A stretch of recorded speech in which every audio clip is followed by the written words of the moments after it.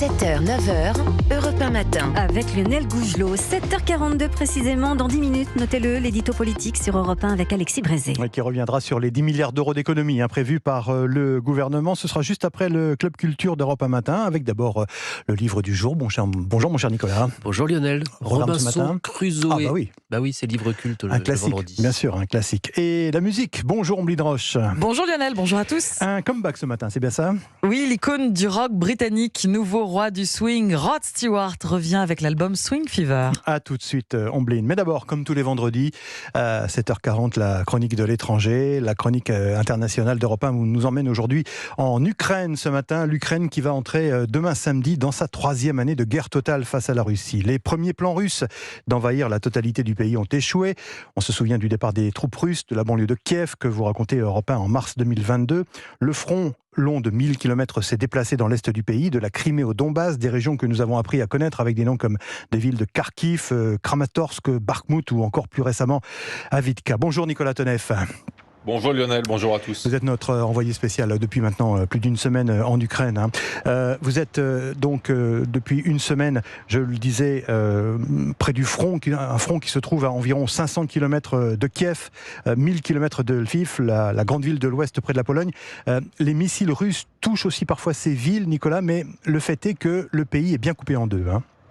Oui, avec les mois qui passent, le fossé se creuse. À l'ouest, il faut maintenant chercher du regard les ruines de la guerre. Dans le Donbass, où je suis, il faut chercher du regard les bâtiments intacts. Alors l'explication, c'est évidemment moins de bombardements à l'ouest, mais aussi la reconstruction déjà en cours.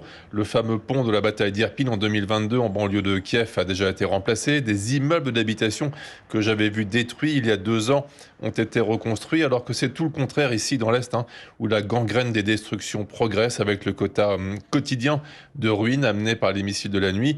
Et puis il y a aussi visuellement les horaires de couvre-feu différents qui changent tout, de minuit à 5h du matin dans l'Ouest, de 21h à 5h dans l'Est. Il y a donc une vie le soir, par exemple, dans les rues de Kiev, des restaurants ouverts tard, des bouchons, alors qu'ici, à 20h, tout est noir, tout est fermé, pour laisser les gens rentrer chez eux avant l'heure fatidique. Alors Nicolas, cette guerre divise aussi en raison du grand nombre de victimes. Les chiffres sont tenus secrets, mais côté ukrainien, comme du côté russe d'ailleurs, les pertes sont, selon les estimations des services occidentaux, de plusieurs dizaines de milliers de morts. Ce conflit semble ne pas avoir d'issue. Quel est le sentiment dans la société ukrainienne aujourd'hui? Est-ce que le sacrifice des soldats pour le Donbass se justifie encore après l'élan patriotique du début? Alors pour comprendre l'état d'esprit, écoutez ces 2 femmes qui parlent toutes les 2 du sacrifice des soldats pour en tirer des conclusions totalement différentes. Il faut trouver un compromis. Il y a trop de morts. Rien ne justifie autant de pertes. Il y a un génocide de notre pays. Les Russes nous détruisent. Il nous faut la victoire, à n'importe quel prix, même à ce prix.